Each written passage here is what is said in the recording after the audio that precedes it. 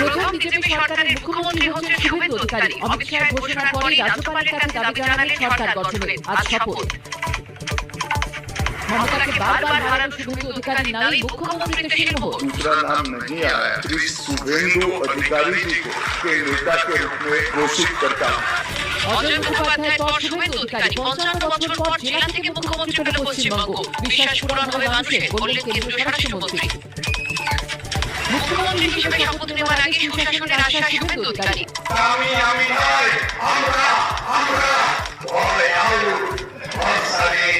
আজিকার থেকে সন্দেশখালী তদন্তে কমিশন তৈরির ঘোষণা শুভেন্দু অধিকারী। সরকারি টাকা নয় ছয় পদক্ষেপের আশ্বাস।